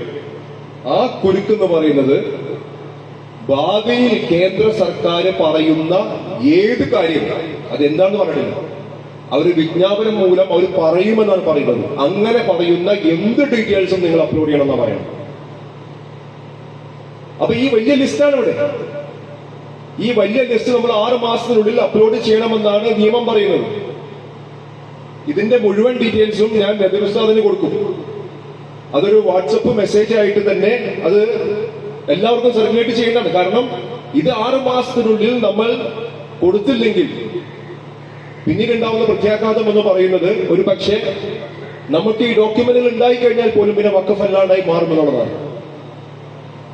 ഇതിപ്പോ ഈ പോർട്ടൽ എന്ന് പറയുന്നത് കേന്ദ്ര സർക്കാരിന് മാത്രം കാണാവുന്ന പോർട്ടലാണ്. കേന്ദ്ര സർക്കാരിന് മനസ്സിലാവും ഇതിനകത്ത് ഏതെല്ലാം വസ്തുക്കളാണ് വഖഫ് സ്വത്തുക്കൾ, ഇതിനകത്ത് ഏതെല്ലാം സ്വത്തുക്കളാണ് കണ്ണായ സ്വത്തുക്കൾ എന്നെല്ലാം ഇനിയിപ്പോ കേന്ദ്ര സർക്കാരിനാണ് അറിയാൻ പറ്റുകയുള്ളൂ. വഖഫ് ബോർഡ് ഒന്നും അറിയില്ല. ഇതെല്ലാം ആ പോർട്ടലിൽ മാത്രമേ ഉണ്ടാവുകയുള്ളൂ. പക്ഷെ ആ പോർട്ടലിൽ നമ്മൾ കയറണമെങ്കിൽ 6 മാസത്തിനുള്ളിൽ നമ്മളിത് കൊടുക്കണം. ഒരു ചെറിയ ഇളവ് തന്നിട്ടുണ്ട്. 6 മാസത്തിനുള്ളിൽ കൊടുത്തില്ലെങ്കിൽ നിങ്ങൾ വഖഫ് ട്രൈബ്യൂണലിൽ പോയിട്ട് അപേക്ഷ കൊടുക്കുക. കുറച്ചുകൂടി സമയം വേണമെന്ന് അപേക്ഷ കൊടുത്തു കഴിഞ്ഞാൽ വഖഫ് ട്രൈബ്യൂണലിന് തോന്നുകയാണെങ്കിൽ വേണമെങ്കിൽ നിങ്ങൾക്ക് കുറച്ചുകൂടി സമയം കിട്ടുമെന്ന് മാത്രം.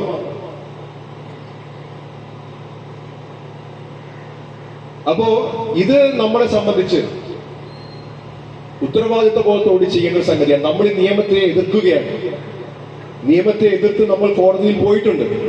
നിയമത്തെ എതിർത്ത് നമ്മൾ ജനാധിപത്യ രീതിയിലുള്ള പല പരിപാടികളും ആസൂത്രണം ചെയ്ത് അതിന്റെ ഭാഗമായിട്ടാണ് ഇന്ന് നമ്മൾ കൂടിയിരിക്കുന്നത് തന്നെ. പക്ഷേ ഏതൊരു നിയമത്തിന്റെയും അനുമാനം എന്ന് പറയുന്നത് ഭരണഘടനയ്ക്ക് അനുസൃതമായിട്ടുള്ള നിയമമാണ് പാർലമെന്റ് പാസ്സാക്കുകയുള്ളൂ എന്നുള്ളതാണ്. അതുകൊണ്ട് തന്നെ ഈ നിയമങ്ങളെല്ലാം സ്റ്റേ ചെയ്യുക എന്ന് പറയുന്നത് നമുക്ക് ചിലപ്പോൾ പെട്ടെന്നൊരു സ്റ്റേ ചിലപ്പോൾ കിട്ടുകയില്ല. അങ്ങനെയാണെന്നുണ്ടെങ്കിൽ 6 മാസത്തിനുള്ളിൽ ഈ പറയുന്ന കാര്യങ്ങളെല്ലാം നമുക്ക് അപ്ലോഡ് ചെയ്യേണ്ട ഒരു ബാധ്യത നമ്മുടെ മുമ്പിൽ വരും.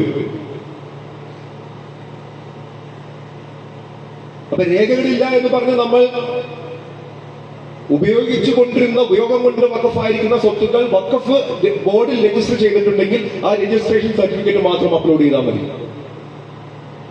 അത് സംരക്ഷിക്കപ്പെടും എന്നുള്ളതാണ് പറയുന്നത്. പക്ഷെ ആരും തർക്കം ഉന്നയിക്കാൻ പാടില്ല എന്നുള്ളത്. അല്ലെങ്കിൽ ഈ സർക്കാർ വന്നിട്ട് പറയാൻ പാടില്ല ഇത് എന്റെ ഭൂമിയിലാണ് ഇത് ചെയ്തിരിക്കുന്നതെന്ന് പറയാൻ പാടില്ല എന്നുള്ളത്. അതാണ് ഞാൻ പറഞ്ഞത്. മുനമ്പത്തെ സംബന്ധിച്ചിപ്പോ ഈ പറയുന്ന രേഖകൾ ആരെങ്കിലും അപ്ലോഡ് ചെയ്ത് കഴിഞ്ഞാൽ അത് വഖഫ് സ്വത്തായി മാറും. അല്ലെങ്കിൽ പിന്നെ അതിന് മുമ്പ് ട്രൈബ്യൂണലിൽ പറയണം, ഈ വഖഫ് ട്രൈബ്യൂണലിൽ പറയണം ഇത് ഇഷ്ടദാനമായിരുന്നു, വഖഫ് രേഖയല്ല എന്നുള്ളത്. അവിടെയാണ് ഇവര് എല്ലാവരും തെറ്റിദ്ധരിപ്പിക്കുന്നത്. വേറൊരു പുതിയ നിയമം കൂടി ഇതിനകത്ത് കൊണ്ടുവന്നിട്ടുണ്ട്. പുതിയ ഒരു സംഗതി ഇതിനകത്ത് കൊണ്ടുവന്നിരിക്കുന്നു. അത് ആദ്യം ഇല്ലാതിരുന്ന സംഗതി JPC റിപ്പോർട്ടിന് ശേഷം കൊണ്ടുവന്നതാണ്. അതായത് ട്രസ്റ്റുകളെല്ലാം ഞാൻ വഖഫ് നിയമത്തിൽ നിന്ന് വേർപെടുത്തിയിരിക്കുകയാണ്. വഖഫ് നിയമത്തിന്റെ അടിയിൽ ഇപ്പൊ ട്രസ്റ്റുകളൊന്നും വരില്ല എന്നുള്ളത്. അപ്പൊ ചിലർ പറയുന്നത് ചിലപ്പോ മുനമ്പത്തിനെ സഹായിക്കാൻ വേണ്ടി കൊണ്ടുവന്നിരിക്കുന്നതായിരിക്കും. ആർക്കറിയാം മുനമ്പത്തിനെ സഹായിച്ചാലും ഇല്ലെങ്കിലും ട്രസ്റ്റുകളുടെ അടിയിൽ ഒരുപാട് പള്ളികളുണ്ട്, ഒരുപാട് മദ്രസകളുണ്ട്, ഒരുപാട് ഈദ്ഗാഹുകൾ ഉണ്ടാകും, ഒരുപാട് ഖബർസ്ഥാനുകൾ ഉണ്ടാകും, ഒരുപാട് വിദ്യാഭ്യാസ സ്ഥാപനങ്ങൾ ഉണ്ടാകും, ഒരുപാട് ആശുപത്രികൾ ഉണ്ടാകും. അതെല്ലാം വഖഫ് ചെയ്ത് കൊടുക്കുക, അത് ട്രസ്റ്റിന്റെ കീഴിൽ വെച്ചിരിക്കുകയായിരിക്കും. അങ്ങനെ വഖഫ് ചെയ്ത് വെച്ചിരിക്കുന്ന ട്രസ്റ്റിന്റെ അടിയിലുള്ള ഈ സ്ഥാപനങ്ങളെല്ലാം വഖഫ് നിയമത്തിൽ നിന്ന് മാറുകയാണെന്ന് പറഞ്ഞു കഴിഞ്ഞാൽ നമുക്ക് അംഗീകരിക്കാൻ പറ്റും. ഈ പറയുന്ന ഒരു മുനമ്പത്തിന് വേണ്ടിയിട്ടാണ് അത് മാറ്റിയെങ്കിൽ പോലും നമുക്ക് അംഗീകരിക്കാൻ പറ്റും. അപ്പോ ഇവർ ഈ ചെയ്തുകൊണ്ടിരിക്കുന്ന സംഗതി, നേരത്തെ നമ്മളിപ്പോ ഒരു വഖഫ് ബോർഡ് ഒരു ഭൂമി വഖഫായിട്ട് വിജ്ഞാപനം ചെയ്തു കഴിഞ്ഞു കഴിഞ്ഞാൽ 1 വർഷം വരെ സമയമുണ്ട്. ആർക്കെങ്കിലും അതിനകത്ത് പരാതി ഉണ്ടെങ്കിൽ അതിനെ ചോദ്യം ചെയ്യാൻ 1 വർഷം വരെ സമയമുണ്ടായിരുന്നു. ആ 1 വർഷം എന്നുള്ളത് ഇപ്പൊ 2 വർഷമാക്കി മാറ്റി. എന്നാലും പോട്ടെ, 2024 രജിസ്റ്റർ ചെയ്തൊരു വഖഫ് 2026 വരെ ഇനി ചോദ്യം ചെയ്യാം. അതിലും അപകടകരമായിട്ടൊരു സംഗതി കൊണ്ടുവന്നിരിക്കുന്നത് 2 വർഷം കഴിഞ്ഞാൽ പോലും വഖഫ് ട്രൈബ്യൂണലിന് തോന്നുകയാണ് എന്തോ കാരണങ്ങൾ കൊണ്ട് ചോദ്യം ചെയ്യാതിരുന്നതാണെന്ന് തോന്നുകയാണെങ്കിൽ 2 വർഷത്തെ കാലാവധിക്ക് ശേഷവും എത്ര കാലാവധിക്ക് ശേഷവും വഖഫ് ട്രൈബ്യൂണൽ ചോദ്യം ചെയ്യാമെന്നുള്ളൊരു അധികാര പരിധി അവർ കൊടുത്തിരിക്കുകയാണ്. അതിന്റെ അർത്ഥം എന്ന് പറയുന്നത് 2000 ചിലപ്പോ വഖഫായിട്ട് നോട്ടിഫൈ ചെയ്തൊരു പ്രോപ്പർട്ടി ഉണ്ടാവും. 25 വർഷം കഴിഞ്ഞിട്ടും വേണമെങ്കിൽ വഖഫ് ട്രൈബ്യൂണൽ ചോദ്യം ചെയ്യാം. ആ പറയുന്ന സ്വത്ത് എന്ന് പറയുന്നത് വഖഫ് സ്വത്തല്ല എന്ന് പറഞ്ഞ് 25 വർഷം കഴിഞ്ഞിട്ടും ചോദ്യം ചെയ്യാം. ഒറ്റ കാര്യം മാത്രം മതി, ട്രൈബ്യൂണലിന് തോന്നിയാൽ മതി ഇത്രയും കാലതാമസം വന്നതിനകത്ത് എന്തോ തക്കതായുള്ള കാരണങ്ങളുണ്ട്. ഇതെല്ലാം എന്താണ് ചൂണ്ടിക്കാണിക്കുന്നത്? ഏതെല്ലോ സ്വത്തുക്കൾ അവർ കണ്ണുവച്ചിട്ടുണ്ടെന്നുള്ളതാണ്. അതായത് എല്ലാ നിയമവശങ്ങളും കഴിഞ്ഞ്, എല്ലാ നിയമത്തിന്റെ പ്രക്രിയകളും കഴിഞ്ഞ് ഒരു സ്വത്ത് വഖഫായിട്ട് ഇരിക്കുന്നത് 25-9 കൊല്ലമായിട്ട് ഇരിക്കുന്ന ഒരു സ്വത്ത് 25 കൊല്ലവും 50 കൊല്ലവും കഴിഞ്ഞതിന് ശേഷവും വേണമെങ്കിൽ ട്രൈബ്യൂണലിൽ ചോദ്യം ചെയ്യാമെന്ന് പറയുമ്പോ ഏതെല്ലോ സ്വത്തിൽ അവർ കണ്ണുവച്ചിരിക്കുക.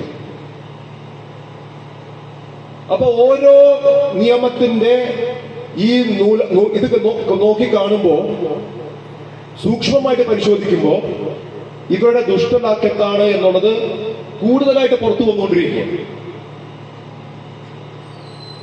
വഖഫ് ഭൂമി പിടിച്ചടക്കൽ തന്നെയാണ് ഈ പറയുന്ന പുതിയ വഖഫ് നിയമത്തിന്റെ ആധാരം എന്ന് പറയുന്നത്. അതിന് യാതൊരു സംശയവുമില്ല.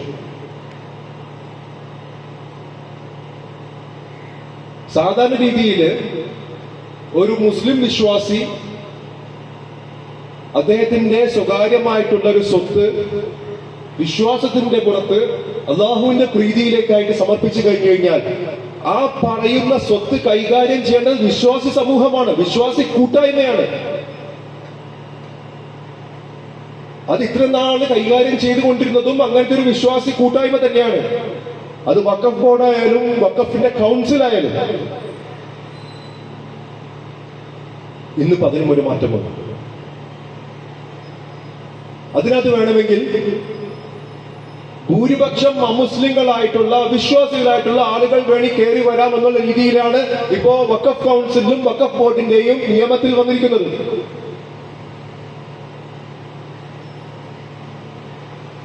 വഖഫ് കൗൺസിലിൽ ആകെയുള്ള 22 പേരിൽ 10 പേർ മുസ്ലിങ്ങളായാൽ മതി, ബാക്കി 12 പേര് അമുസ്ലിങ്ങളാകാം. അതേപോലെ വഖഫ് ബോർഡിൽ 11 പേരിൽ 4 പേര് മുസ്ലിങ്ങളായാൽ മതി, 7 പേർ അമുസ്ലിങ്ങളാകാം. അതിനകത്ത് 2 പേര് എന്തായാലും അമുസ്ലിങ്ങളായിരിക്കണം.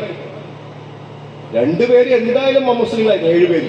ബാക്കി 5 പേര് മുസ്ലിം ആയാലും കുഴപ്പമില്ല, അമുസ്ലിം ആയാലും കുഴപ്പമില്ല എന്നുള്ളതാണ്. അപ്പൊ ഭൂരിപക്ഷം വരുന്ന ഒരു അമുസ്ലിങ്ങളെ കൊണ്ട് ഒരു മുസ്ലിം വിശ്വാസി സമർപ്പിച്ച സ്വത്തുക്കൾ കൈകാര്യം ചെയ്യുന്ന ഒരു രീതി എന്ന് പറയുന്നത് നമ്മുടെ ഭരണഘടനയിൽ ഒരു നിയമമുണ്ട്, ആർട്ടിക്കിൾ 26 എന്ന് പറഞ്ഞത്. അത് ഇതേപോലത്തെ സ്വത്തുക്കൾ ഒരു മതവിശ്വാസത്തിന്റെ പേരിൽ ഇങ്ങനെ ദാനം ചെയ്യുന്ന സ്വത്തുക്കൾ കൈകാര്യം ചെയ്യാനുള്ള മൗലികാവകാശമാണ്. ആ മൗലികാവകാശത്തിന്റെ മൂല കാരണം എന്ന് പറയുന്നത് ഒരു വിശ്വാസി ദാനം ചെയ്യുകയാണെങ്കിൽ ആ ദാനം ചെയ്യുന്ന സ്വത്ത് കൈകാര്യം ചെയ്യാൻ വിശ്വാസിക്ക് മാത്രമേ പറ്റുകയുള്ളൂ എന്നുള്ളതിന്റെ ഏറ്റവും വലിയ അടിസ്ഥാനം എന്ന് പറയുന്നത് ഈ മൗലികാവകാശമാണ്. ഭരണഘടന നൽകുന്ന മൗലികാവകാശമാണ്. നഗ്നമായിട്ടുള്ള ലംഘനം, ആ മൗലികാവകാശം നഗ്നമായിട്ടുള്ള ലംഘനം. നിങ്ങളുടെ ഭൂമി ഞങ്ങൾ ഏറ്റെടുത്തോളാം എന്നുള്ള രീതിയിലുള്ള ഒരു നിയമമാണ് ഇവിടെ കൊണ്ടുവന്നിരിക്കുന്നത്. അത് ഇതര സമുദായക്കാരോടാണ്. ഇവിടെ ക്ഷേത്രങ്ങളുണ്ട്, ദേവസ്വമുണ്ട്. അയോധ്യയിലെ ക്ഷേത്രത്തിന് പ്രത്യേകമായുള്ള നിയമമുണ്ട്, കാശി ക്ഷേത്രത്തിന് പ്രത്യേകമായുള്ള നിയമങ്ങളുണ്ട്. ആ നിയമങ്ങളിലെല്ലാം വളരെ വ്യക്തമായിട്ട് പറയുന്നുണ്ട് ഇവിടുത്തെ ബോർഡ് മാനേജ് ചെയ്യാൻ വേണ്ടി ഒരു ഹൈന്ദവൻ തന്നെ വേണമെന്ന്. വളരെ ശരിയാണ്, അങ്ങനെയാണ് വേണ്ടത്.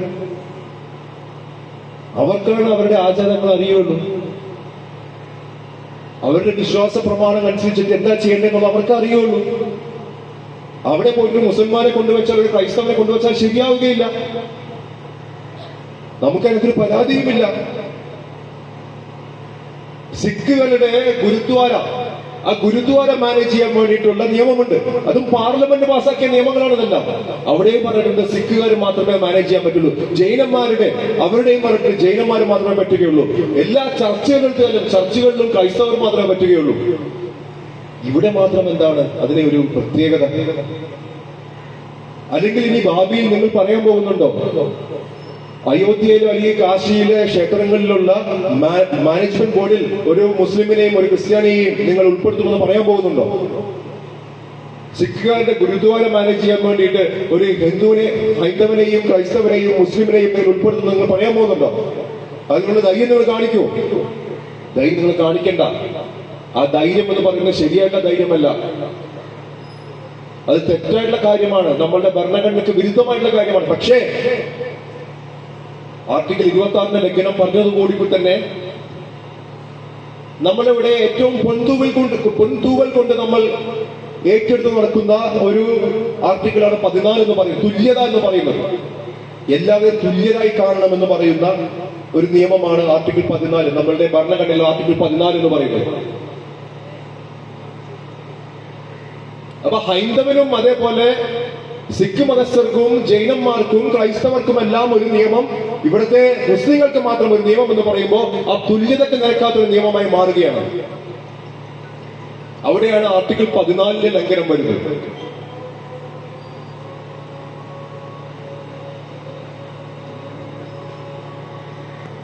ഞാൻ പറഞ്ഞു വന്നത് നമ്മളുടെ സ്വത്തുക്കൾ സംരക്ഷിക്കാൻ വേണ്ടിയിട്ട് ഇതര സമുദായക്കാരായിട്ടുള്ള ആളുകളെയും ഇതിനകത്ത് ഉൾപ്പെടുത്തിയിട്ടുള്ള ഒരു നിയമം, കേട്ടുകേൾവിയില്ലാത്ത ഒരു നിയമമാണ്.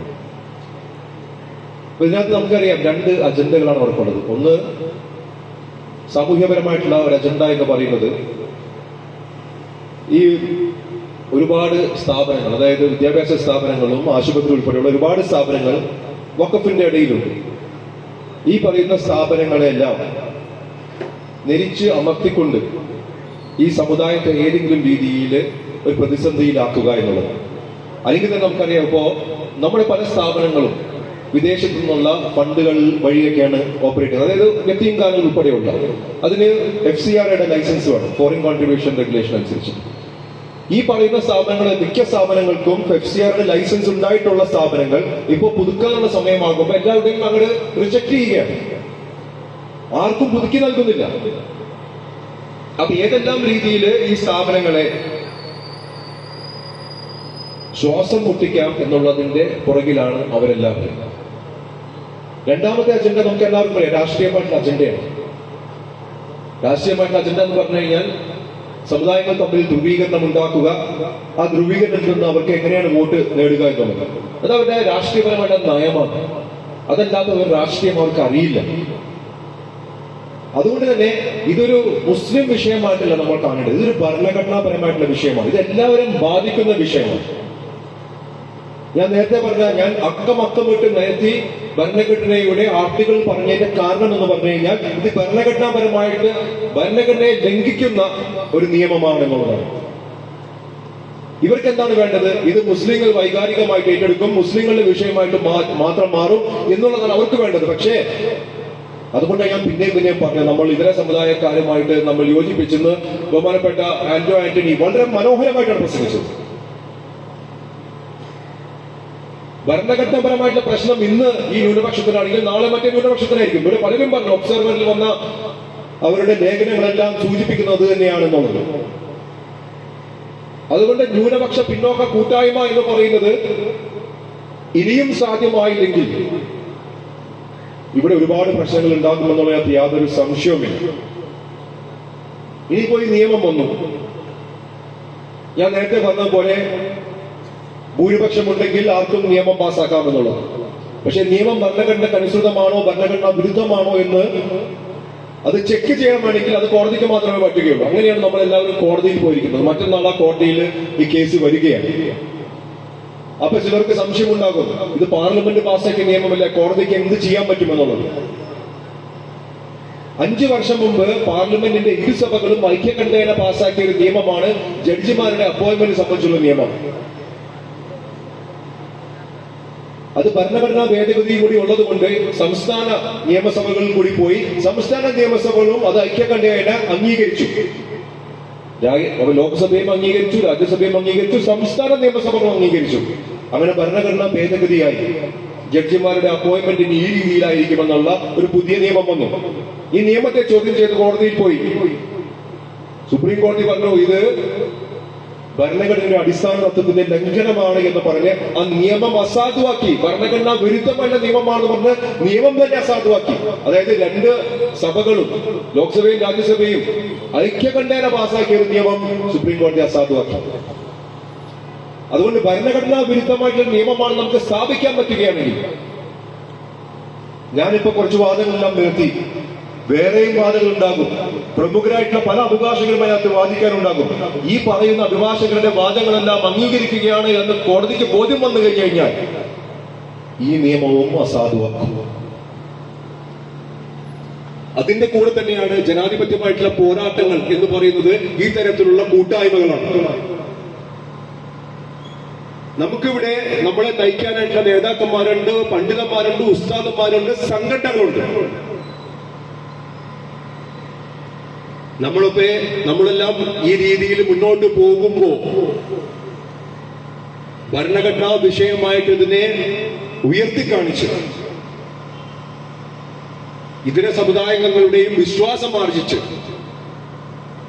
ഇന്ന് ഞാൻ നാളെ നീ എന്നാണ് അവരുടെ പ്രമാണം എന്നുള്ളത് മറ്റുള്ളവരെ ബോധ്യപ്പെടുത്തി നമ്മൾ തെരുവുകളിലൂടെയും അതേപോലെ തന്നെ സെമിനാറുകളിലൂടെയും നമ്മളുടെ ഈ ശബ്ദം ഡൽഹിയിലേക്ക് എത്തിക്കുക എന്നുള്ളതാണ് നമ്മളുടെ ഇപ്പോഴത്തെ ആത്യന്തികമായിട്ടുള്ള ആവശ്യം എന്ന് പറയുന്നത്. നമ്മളുടെ നേതൃത്വമൊന്നും അത്ര ശക്തമായിട്ടുള്ള രീതിയിൽ ഇല്ലാത്ത ഉത്തരേന്ത്യൻ സംസ്ഥാനങ്ങളിൽ നമ്മൾ കണ്ടതാണ്. 3 പേരാണ് കഴിഞ്ഞ ദിവസം വെടിവെപ്പിൽ ബംഗാളിൽ മരിച്ചത്. അത് കുത്തുകഴിഞ്ഞ രീതിയിലേക്ക് ഈ പറയുന്ന സമരം പോയി കഴിഞ്ഞു കഴിഞ്ഞാൽ അതാണ് സർക്കാരിന്റെ ആവശ്യം. കുറച്ചുപേരെ വെടിവെച്ചു കൊല്ലുക, അപ്പൊ കുറച്ചും കൂടി ഇത് വൈകാരികമായിട്ട് ഈ സമുദായം പ്രതികരിക്കും. അപ്പൊ ഹൈന്ദവരെല്ലാവരും ഒന്നിക്കും, അങ്ങനെ നമുക്ക് വോട്ടുകൾ കിട്ടും. മഹാരാഷ്ട്രയിൽ അവരുടെ മുദ്രാവാക്യം തന്നെ അതായിരുന്നു, ഹം ഏക് ഹേ തോ സേഫ് ഹേ, നമ്മൾ ഒന്നാണെങ്കിൽ നമ്മൾ സേഫാണ്, സുരക്ഷിതരാണ് എന്നുള്ളത്. അതായത് ഹിന്ദുക്കളോട് പറയുകയാണ്, ഹം ഏക് ഹേ തോ സേഫ് ഹേ. അപ്പൊ ആ രീതിയിലുള്ള മുദ്രാവാക്യം ഇന്ത്യ പോലത്തെ ഒരു ജനാധിപത്യ രാജ്യത്തിൽ, മതേതരത്വ രാജ്യത്തിൽ ഇന്ത്യ ഭരിക്കുന്ന ഒരു പാർട്ടി അവരുടെ മുദ്രാവാക്യവുമായിട്ട് മുന്നോട്ട് പോവുകയാണെങ്കിൽ അതിന്റെ അർത്ഥം എന്ന് പറയുന്നത് മതേതരത്വത്തിന് അവർ യാതൊരു വിധത്തിലുള്ള ഒരു കണിക പോലും കൊടുക്കുന്നില്ല എന്നുള്ളതാണ്. മതേതരത്വം എന്ന് പറഞ്ഞാൽ എന്താണ്? വളരെ സിമ്പിളായിട്ട് പറയുകയാണെങ്കിൽ ജീവിക്കുക, ജീവിക്കാൻ അനുവദിക്കുക, അതാണ് മതേതരത്വം എന്ന് പറയുന്നത്. ഇവിടെ എന്താണ് സംഭവിക്കുന്നത്? ഞങ്ങൾ പറയുന്നത് പോലെ ജീവിക്കുക, അല്ലെങ്കിൽ ജീവിക്കാൻ അനുവദിക്കില്ല. ഇന്ത്യയുടെ ഇപ്പോഴത്തെ മതേതരത്വത്തിന്റെ വ്യാഖ്യാനം കുറിക്കാൻ വേണ്ടിയിട്ടുള്ള ഒരു സർക്കാരും ആ സർക്കാരിന്റെ പ്രത്യയശാസ്ത്രവുമാണ് മുന്നോട്ട് പോയിക്കൊണ്ടിരിക്കുന്നത്. നാം ഇതിനെതിരെ പോരാടും. ആ പോരാട്ടത്തിൽ നിങ്ങളുടെ കൂടെ ഞാനും ഉണ്ടാകുമെന്ന് മാത്രം പറഞ്ഞുകൂടി ഞാൻ നിർത്തുന്നു.